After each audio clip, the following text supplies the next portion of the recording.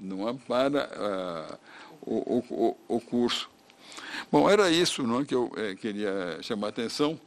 Pode ser que eu volte a dizer alguma coisinha. Não, vai falar assim, mas como Moisés foi citado 2 vezes, eu vou passar a palavra para ele.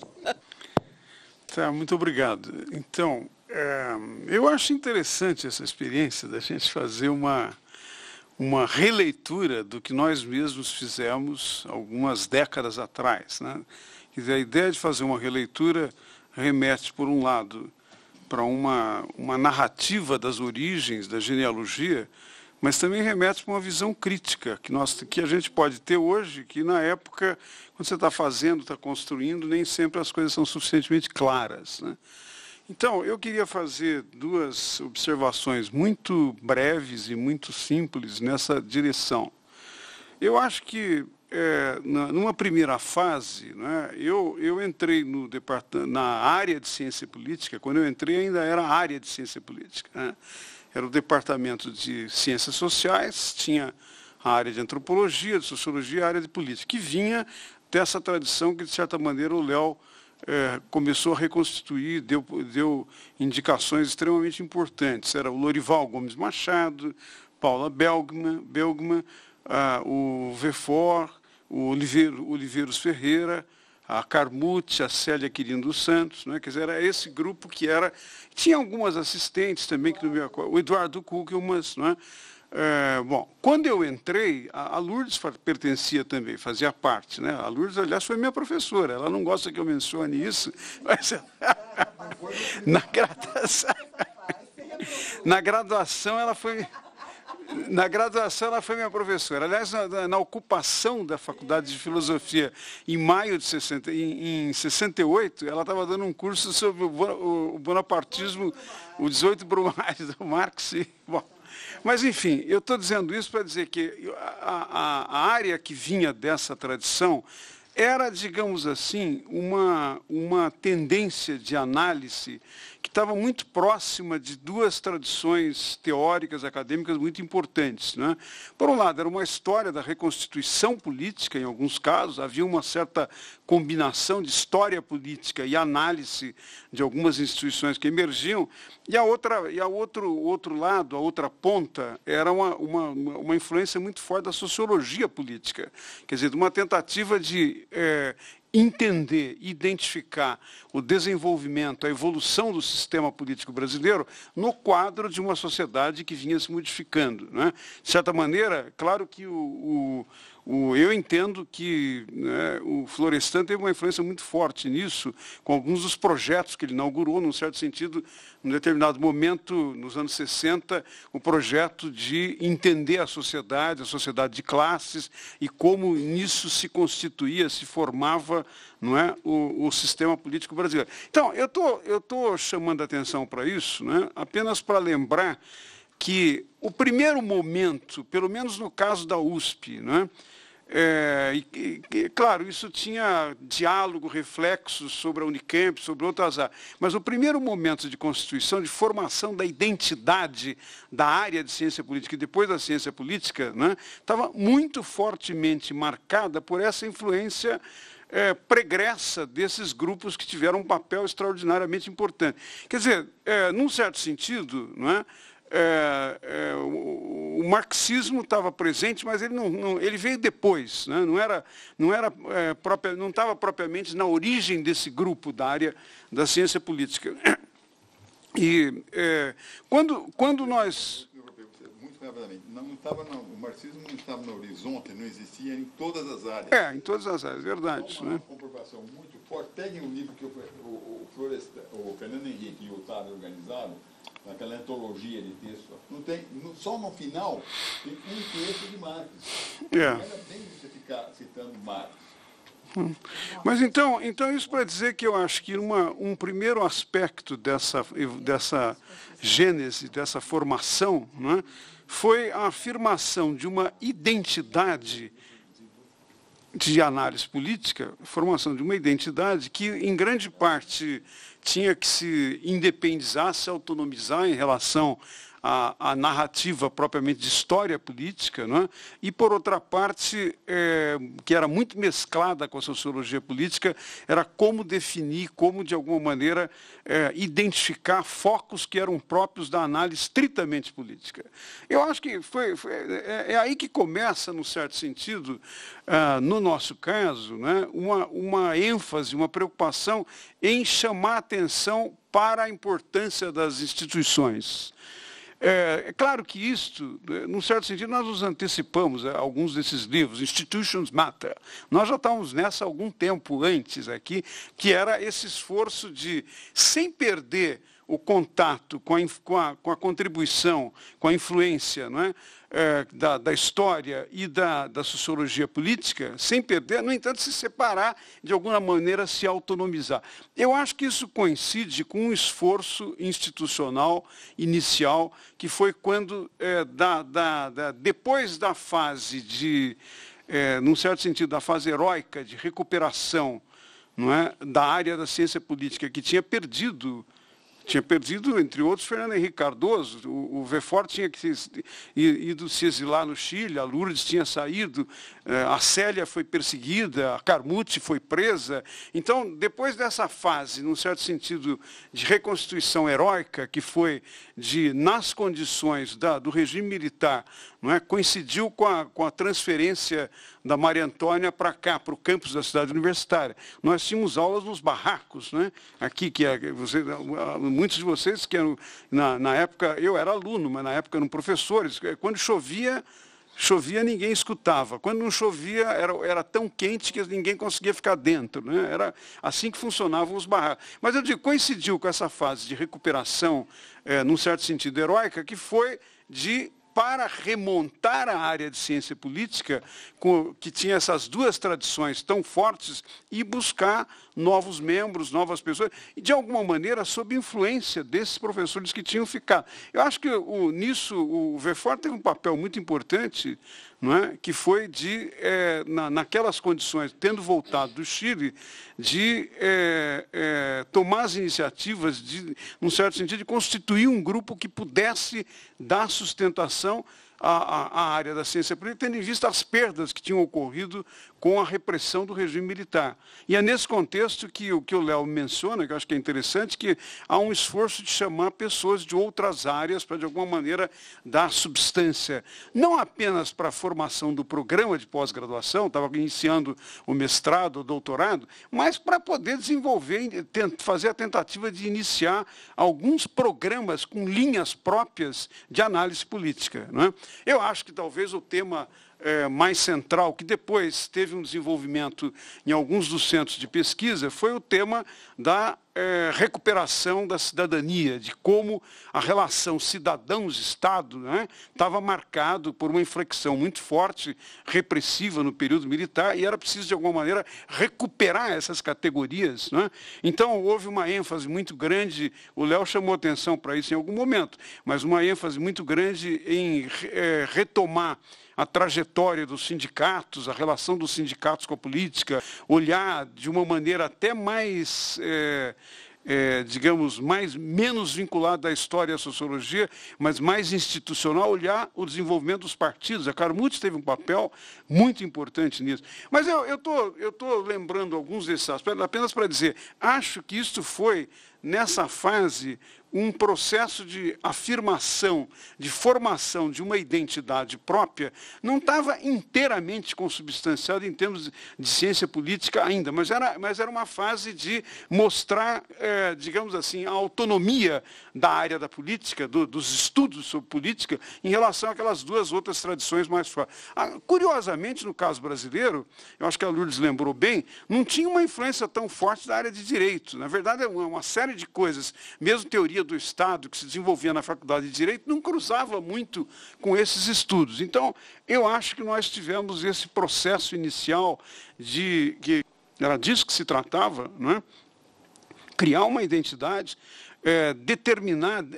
definir áreas de avanço, de desenvolvimento, que eram diferentes das duas tradições fortes, né?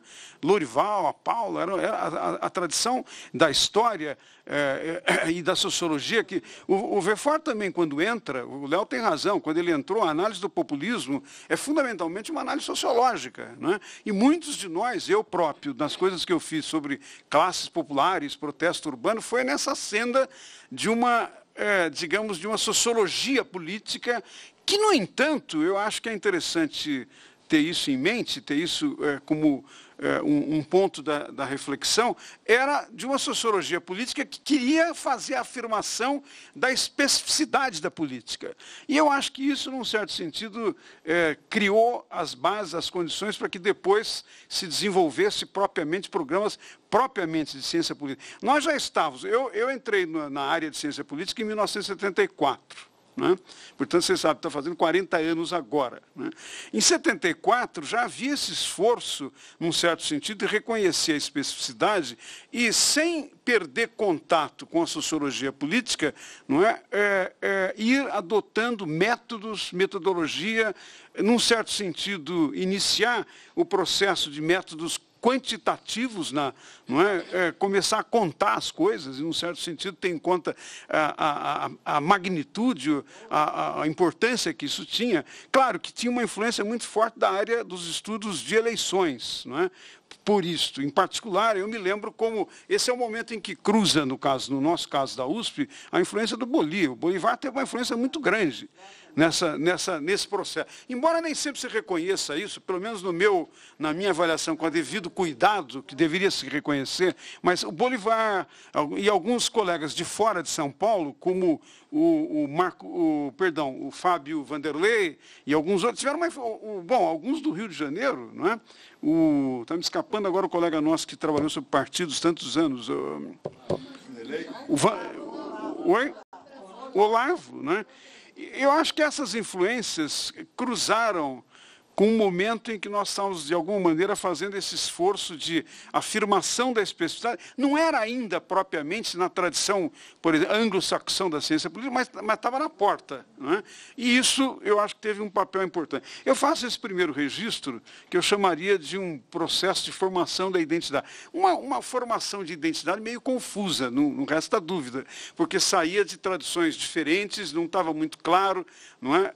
E não tinha ainda uma conexão muito forte, que a Lourdes, de alguma maneira, depois contou e reconstituiu, com centros internacionais, particularmente no caso dos Estados Unidos, da Inglaterra, de outras áreas. Né? Nós estávamos todos muito voltados para a França. Eu me lembro que os cursos de política que eu fiz, né, era a análise da contribuição do Althusser em contraposição ao Poulantzas e Gramsci, como, num certo sentido, alguns autores, algumas leituras eram uma alternativa, não só, não é, a interpretação extremamente esquemática do Althusser, quase que, não vou desenvolver muito isso agora, mas, em todo caso, como alguns autores italianos, era uma contraposição. Então, eu digo uma formação confusa de identidade, porque não estava muito claro métodos, perspectivas, propriamente da ciência política. Acho que isso veio depois, não é? E eu não sei se eu devo falar disso agora ou não. Aí o meu segundo registro seria não só de formação de identidade, mas de construção institucional. E aí acho que a pista inicial da Raquel, ela tem razão. Os centros de pesquisa tiveram um papel absolutamente fundamental. E é interessante porque os centros, num certo sentido, se criaram.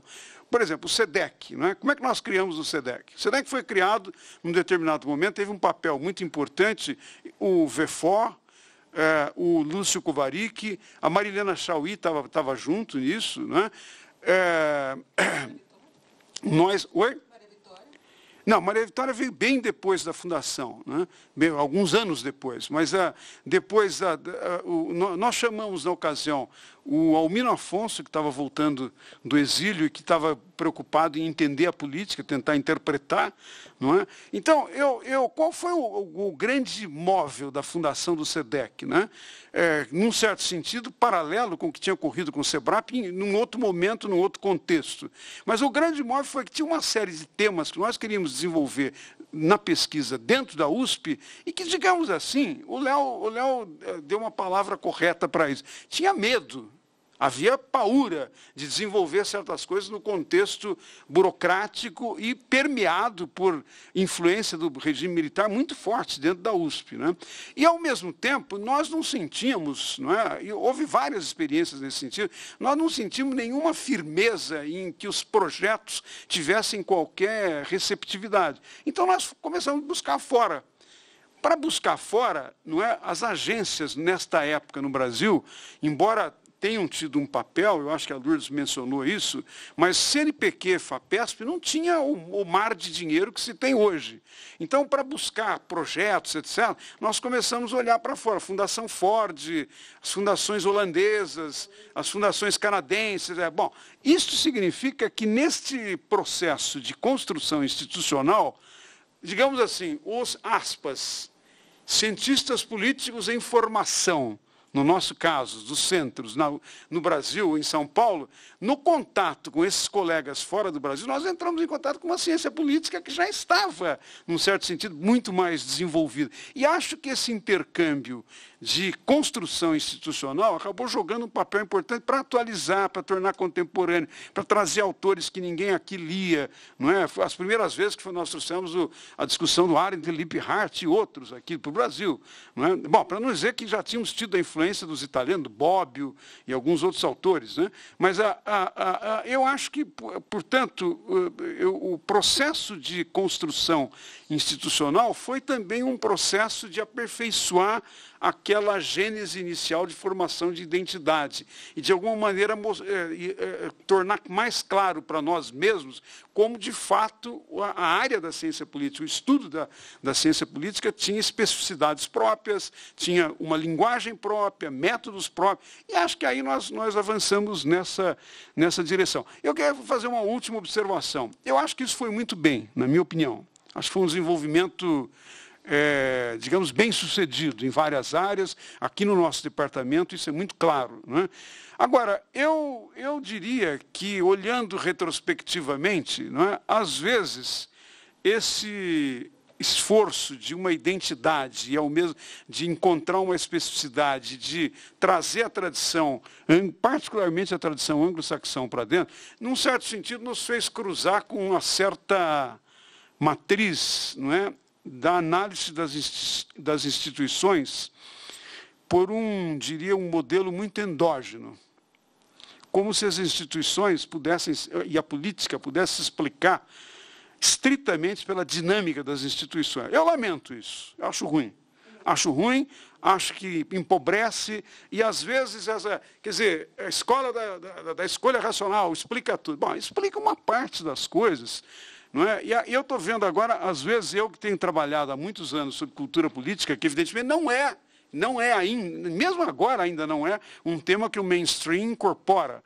Há uma certa, digamos, uma reação hirta, para dizer o mínimo, não é? Com essa entrada, em parte política, em parte sociológica, que é entender a cultura política. Mas eu agora, como trabalhei anos sobre isso e muitas vezes me deparei com essa resistência em textos, em abordagens, em receptividade a projetos, as mais variadas coisas, eu agora vejo, né, muitos colegas nossos, em várias áreas, fora do Brasil, em particular, que estão aterrissando de novo e dizendo, bom, é preciso, de alguma maneira, contextualizar o funcionamento das instituições.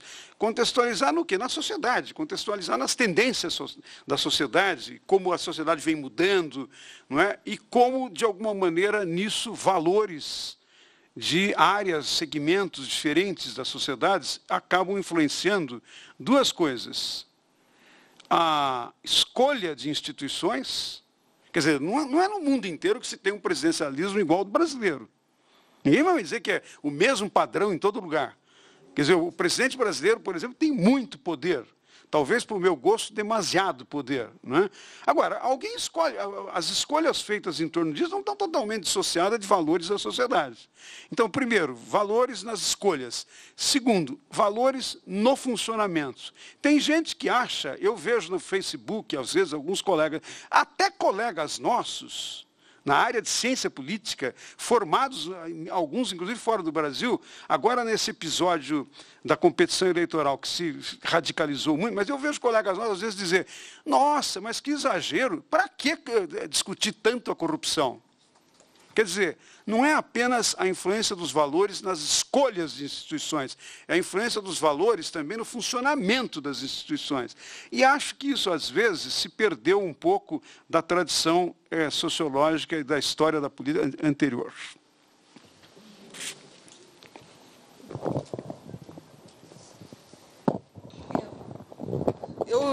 A Tereza, você me passou o microfone, mas eu acho que seria interessante a gente escutar, pelo menos agora, tanto da Tereza como do Tulo, como que esse processo de construção dos departamentos, o agrupamento das pessoas, enfim, dos colegas, como que isso se deu no interior do Estado? Porque nós estamos, em algum momento a gente pede, claro, Campinas é o interior do Estado, eu preciso dizer isso com todas as letras, né? Campinas também é o interior do Estado, mas ele é muito próximo de São Paulo, e a própria formação da Unicamp, num lugar que é uma periferia de São Paulo, sempre foi muito perto. Campinas tinha vocação para ser a capital do Estado. Obrigado, Moisés.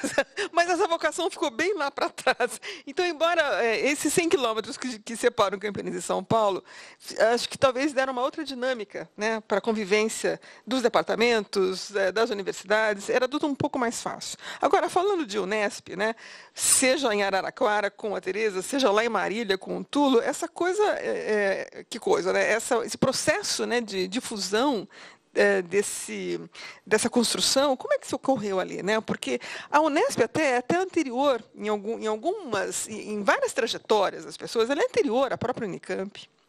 A Unicamp é de 71. A Unicamp ela é dos anos 60, mas a própria ciência política na Unicamp é do início dos anos 70. Né? E, no caso, a Unesp ela foi um pouco pioneira para várias coisas. Né? O famoso seminário de Sartre vai lá para Araraquara, né? Não é em Campinas, não é em São Paulo. Né? Então, e ali tem uma articulação de colegas, de pessoas que irradiou. Né? Era o Fausto. O Bento estava aqui. Na verdade, foi um acaso, né? Eu estava bem junto e vi. Foi um acaso. Ele pegou e levou o Sartre para lá, que não sabia bem daquele momento. Não era o Fausto Castilho. Mas isso tem implicações. Mas isso tem implicações claras, enfim, né? Implicação até para atrair as pessoas. Então, eu passo agora para a Tereza, porque queremos saber um pouquinho do que foi a ciência política ou as ciências sociais que viraram depois política lá no interior.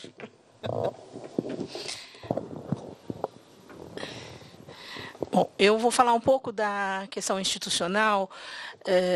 O curso de Ciências Sociais de Araraquara, a Faculdade de Ciências e Letras, a Faculdade de Filosofia, Ciências e Letras, né, de Araraquara, que era um instituto isolado, criado pelo então governador Jânio Quadros, é de 1958. E ele cria primeiro o curso de letras, criado primeiro o curso de letras e encampado duas outras faculdades que existiam em Araraquara, que eram institutos privados, que é a Faculdade de Farmácia, que é de 1933, e a Faculdade de Odontologia, que é da década de 40. Né? E é criada o curso de letras e o curso de química, são os dois primeiros cursos. O curso de Ciências Sociais, ele é de 1963, um dos criadores do curso de Ciências Sociais é o professor Luiz Pereira, que estava lá em Araraquara, né? E eu sou da terceira turma de Ciências Sociais. Quando eu entrei no curso, o Luiz Pereira já estava vindo para São Paulo, ele já tinha sido contratado pela USP, e no lugar do Luiz Pereira estava a professora Ileete Safiotti. Né? Isso marca muito a trajetória institucional do curso de Ciências Sociais em Araraquara. Por quê? Porque sociologia era a disciplina maior, digamos assim, rainha do curso de Ciências Sociais. A gente tinha 4 anos de sociologia, 4 anos de economia, e 1 ano de antropologia e 2 anos de política.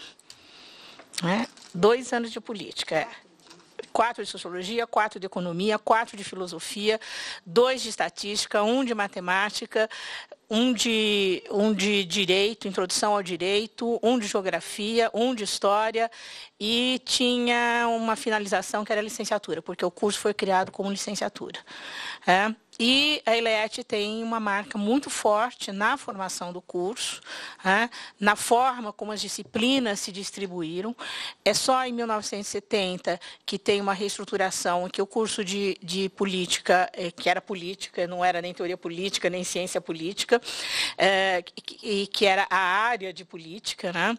Ele vai ter 3 anos, e só em 93 é que as terminalidades do curso passam a ser antropologia, política e sociologia. Que daí equipara...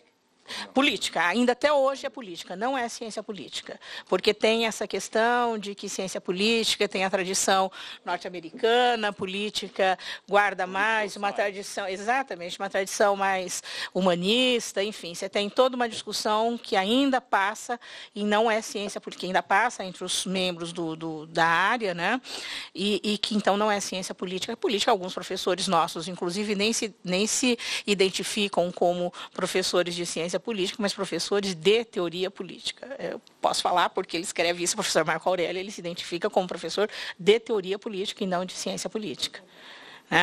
Então, essa trajetória marca, inclusive, a formação dos departamentos. A gente vai ter um departamento a gente tinha primeiro um departamento de ciências sociais, que foi até a criação da Unesp, quando a Unesp encampou nos institutos isolados 77, 78, e em 77, quando foi encampado, nós tínhamos 4 cursos de ciências sociais, um em Rio Claro, um em Araraquara, um em Marília e um em Presidente Prudente. 2 foram fechados, o de Rio Claro e o de Presidente Prudente. E Araraquara incorporou o pessoal de Rio Claro e Marília incorporou o pessoal de Presidente Prudente. E a idealização dos departamentos do curso de Ciências Sociais era a forma como tem em Marília, que é um departamento de Sociologia e Antropologia e um departamento de Política e Economia. Por força da expressão da professora Eleete, em Araraquara ficou diferente. Nós temos um departamento de Sociologia e um departamento do resto, que é o departamento de Antropologia, Política, Filosofia e Geografia. Economia se separou, porque daí criou o curso nessa época, da criação da Unesp, foi criado o curso de Economia, a professora Vera Marisa, que foi uma das responsáveis por isso, que entrou no lugar da professora Linda, eu não lembro o sobrenome dela, que no começo era Linda e Eleete, e depois a Vera Marisa veio para o lugar da Linda e ficou na sociologia até mais ou menos a criação até a criação do curso de economia até 1977. Então, nós somos muito marcados por essa presença da sociologia através da professora Eleete. Quando a professora Eleete saiu de Araraquara, nós tínhamos 20 docentes na sociologia, 4 na política e 3 na antropologia. Isso só foi equilibrando depois, na década de 90, há um certo equilíbrio. Hoje a gente tem 11 na sociologia, 11 na política e 5 ou 6 na antropologia. Então, há um certo equilíbrio e as cargas horárias, elas são equilibradas. Elas são as mesmas para sociologia, política e antropologia. Então, essa é a questão institucional que marca. Depois o Túlio pode falar um pouco de Marília, né, sobre essa questão. E a primeira professora de política de Araraquara foi a professora Zila Branco. Não sei se vocês sabem quem é. Que foi a primeira mulher do FEFOR, não é isso? E ficou lá 1 ano, quando eu entrei, ela já não estava mais, e foi a professora Fanita Bach que assumiu o curso de ciência de política lá. Eu fui monitora da Fanita Bach e ela foi embora em 69. Eu fui contratada como instrutora voluntária, que era uma figura que existia na época, né? Você trabalhava de graça, mas você contava tempo de trabalho, mas não ganhava nada. E em 70 abriu um concurso, que daí, quando eles aumentaram a carga horária da ciência política, e entrou eu e a Cecília Forjás. Cecília Forjás trabalhou em Araraquara há um tempo, né? Depois ela veio para São Paulo. E aí a gente começou a mudar um pouco, tentar mudar as características do curso de política, porque até então era Weber, Divergé, né? Era Dow, a moderna análise política, Lipse, o homem político, Bosque botou História das Doutrinas Políticas, enfim, era um curso um pouco introdutório, que começava com aquele livro clássico do Divergé, Ciência Política, Teoria e Método, né?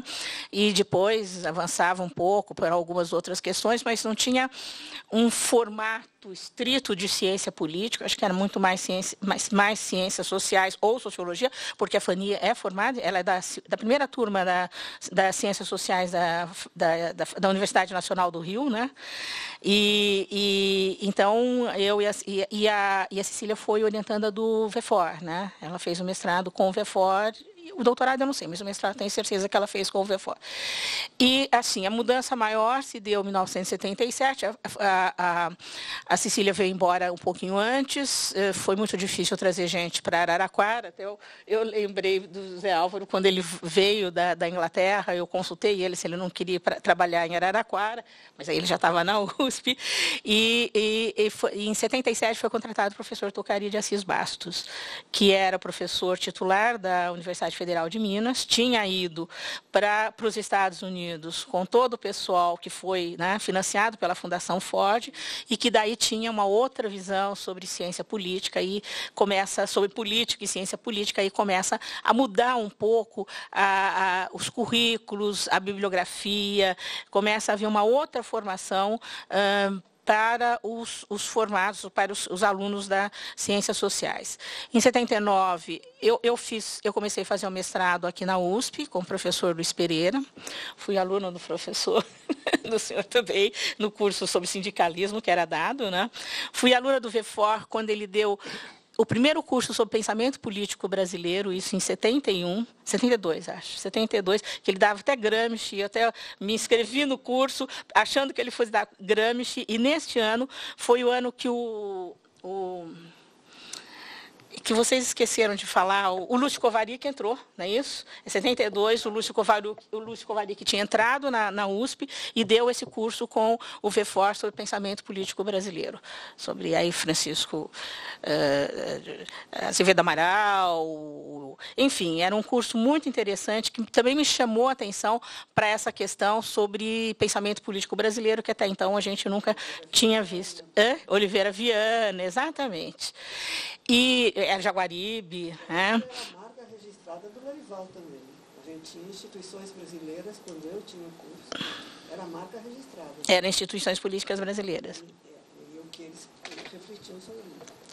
Então, em 79, aí que marca a minha trajetória mesmo, eu não terminei o mestrado aqui, houve vários incidentes com o professor Luiz Pereira, porque meu tema era poder local, e ele dizia que o tema de poder local não era um tema da universidade, não era um tema da academia, a gente se desentendeu. Eu acabei indo terminar o meu mestrado com o professor Bolívar Lamonier, na PUC de São Paulo, que daí muda a minha trajetória, daí realmente eu tenho uma formação em ciência política, né, e eu fiz o mestrado com ele. Quando eu fui fazer o doutorado, eu comecei a participar do primeiro survey eleitoral de 1982.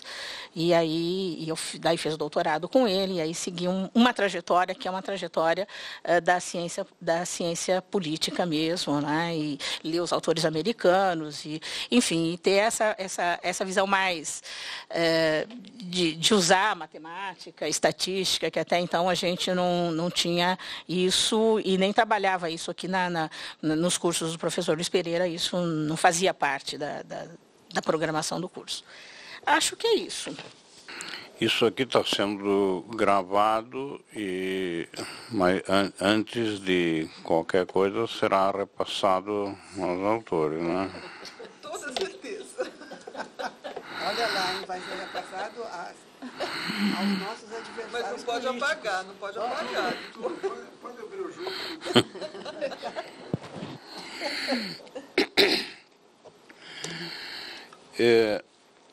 Eu acho extremamente interessante essa discussão, e antes de falar da Unesp, onde eu sou um simples neófito, queria fazer 2, 3 comentários que eu não sei se cabe. Só para informação, eu acabei de escrever um texto sobre algo parecido com isso que estamos discutindo aqui, mas sobre relações internacionais. A história um pouco das relações internacionais no Brasil, etc. E nessa reconstituição da história das relações internacionais, ele foi preparado para um seminário que houve na UNB dos 40 anos do curso de Relações Internacionais da UNB, que é de 1974. Então, reconstituir um pouco essa história das relações internacionais e surgiram alguns aspectos que eu acho que são de interesse dessa nossa conversa, pelo menos citá-los. É a origem das relações internacionais, da ciência política, que é o nosso objeto aqui. Então, como já foi dito, a ciência política tem várias origens e, digamos, ainda que a gente fale que a ciência política se inicia no primeiro ano de um curso de ciências sociais, se inicia com Maquiavel, não sei o quê, ou se quisermos com os gregos, sei lá o quê, mas a instituição da ciência política como instituição é relativamente recente. No caso das relações internacionais, tem até anos muito precisos, que é o curso de Relações Internacionais da London School de 1926. Aí é o primeiro departamento de ciência política que se instaura. No caso de ciência política, eu não sei, vocês talvez saibam melhor. Mas, de qualquer forma, ela tem várias origens. Então, vou dar um exemplo até pessoal, já que é um depoimento pessoal.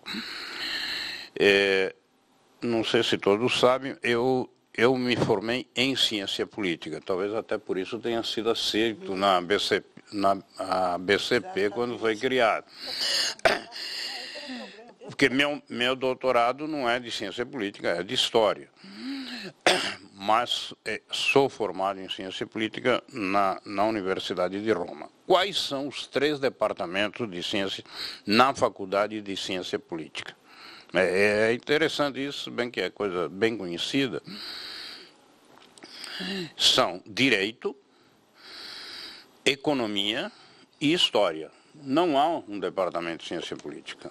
3 departamentos que não são de ciência política e que eles constituem a faculdade de ciência política, onde havia grandes professores, não sei o quê. O Aldo Moro, por exemplo, era professor de Direito na faculdade de ciência política e assim por diante. Só para incluir essa questão. No caso do Brasil, eu não sei qual é o objetivo exatamente da BCP agora na reconstituição desse histórico. Mas talvez valha a pena ir um pouco para trás, se alguém tiver vontade de fazer esse trabalho. Então, já foi citado aqui o Oliveira Vianas, poderíamos citar José Honório Rodrigues, poderíamos citar um monte de outras pessoas, além dos professores aqui da casa da USP, já citados. Lorival Fontes, Paula Bigaman, etc. Mas também no caso... Lorival Gomes Machado. Gomes Machado, desculpe. Eu não sei por que eu escrevi aqui. Não, eu não conheço... eu conheço a tradução dele do Rousseau, por isso que eu não conheço. Mas nunca o conheci pessoalmente. Então, digamos, há uma tradição. E depois outras pessoas que não foram bem, foram citadas aqui, mas que não foram bem incluídas no campo. Por exemplo, o Fernando Henrique Cardoso. Quer dizer, o Fernando Henrique Cardoso me parece que pode ser claramente colocado um professor também de ciência política, talvez não exclusivamente, mas de sociologia, de ciência política, e pensar em outros também. Isso é o mesmo caso do Leôncio, etc. Então, vamos, porque você está solicitando na questão do interior da Unesp. E como eu falei insistentemente, apesar de não ter sido escutado pela Raquel e pela Socorro, eu realmente não sou a pessoa mais categorizada. Porque eu entrei na Unesp em 1987. Não muito. Para vocês terem uma ideia, eu fui aluno aqui nesta casa do Zé Álvaro Moisés, em 1982 e 83, não me lembro exatamente, por aí. Não sei, isso eu não sei, não garanto. Então, digamos, apesar de muito velho, a minha história na área é muito recente, relativamente muito recente. No caso de Marília, a Tereza já fez algum aceno. Ela me disse, porque eu realmente não tinha essa noção, que o curso de Ciências Sociais da Faculdade de Ciências, Letras, não me lembro, isso eu posso, no dia que formos corrigir isso, a gente corrige. De Marília, Instituto Isolado, como um todo, é de 1962. Mas qual é o problema da ciência? Que eu acho que há aí um problema, por isso que eu perguntei se isso está sendo gravado. Há um problema interessante para ser considerado e que limita até hoje poderosamente o estudo de ciência política em Marília, na Unesp em geral, mas em Marília em particular. No curso de Ciências Sociais havia alguns professores realmente muito importantes. Um que não é conhecido, de antropologia, não sei se você lembra o nome, era um professor de antropologia que foi professor do Boss e de vários outros, que inclusive tem vários, esqueço o nome dele. Como? Não. É um professor que morreu uns 5, 6 anos atrás, em Marília, já era muito velhinho. Então, há uma escola de ciências sociais relativamente importante. Há algumas publicações, etc. Eu, às vezes, li alguns artigos desta época, final dos anos 50, início dos anos 60. Houve alguns professores do exterior que vieram, também não lembro agora todos os nomes. Um era um padre belga que ensinou história e também história política na Faculdade de Marília, mas não se criou um caldo de cultura específica de política, eu diria que nem mesmo de sociologia. Isso depois foi agravado pela forma como se constituiu a Unesp, que já falado ainda de passagem pela Tereza. A Unesp se cria como unificadora dos institutos isolados em 1977, decisão do governador, do Paulo Egídio na época, ou não sei exatamente que forças dentro do Estado, do governo do estadual, se levaram a isso, mas provavelmente é apenas simplesmente uma racionalidade administrativa, etc. E neste processo de unificação, dois cursos de Ciências Sociais, a Tereza citou agora, foram fechados e concentrou-se as Ciências Sociais em Marília e Araraquara. E esse problema é um problema que persiste até hoje. A Unesp tem 8 cursos de pedagogia, só para ter uma ideia. 8 cursos. Então não tem orçamento que aguente, ou a única forma é ter poucos professores em cada uma unidade, bom, etc, etc. Mas 8 cursos de pedagogia, só para ter uma ideia. De sociologia tem 2, ciências sociais tem 2, e de história tem 2, mas tem outros que tem vários. Nessa modificação, criou-se a necessidade operacional, empírica, de alocar os professores. No caso de Marília, recolheram-se professores que vieram. Eu não estava, eu entrei muito depois disso, 10 anos depois. Mas, pelo que pude recolher nesses anos, criou-se a necessidade de alocar nos cursos de ciências sociais, no caso de Marília especificamente, professores que eram de outros departamentos ou de outras áreas e que queriam ficar em Marília porque moravam em Marília. Cito um exemplo que vários de vocês conhecem, o professor Clodoaldo Bueno, que é um professor renomado de história de relações internacionais, de história das relações internacionais, reconhecido, etc. Ele era professor de história. E ele era professor de história no curso de história em Marília. Mas o curso de história foi alocado em Assis, onde está até hoje, tem um em Assis e outro em Franca, de história. Ele quis ficar em Marília, porque tinha família, não sei o quê. Ficou em Marília e foi alocado no departamento de política. E assim aconteceu com vários outros professores.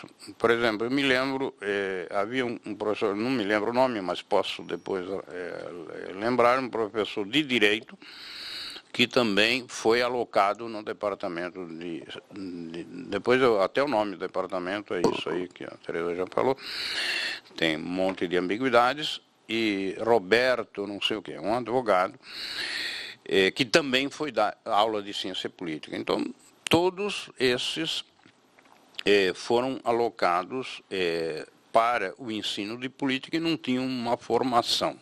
Outro professor que também passou pelo Departamento de Ciência Política em Marília era o professor Leôncio, como é que chama aquele?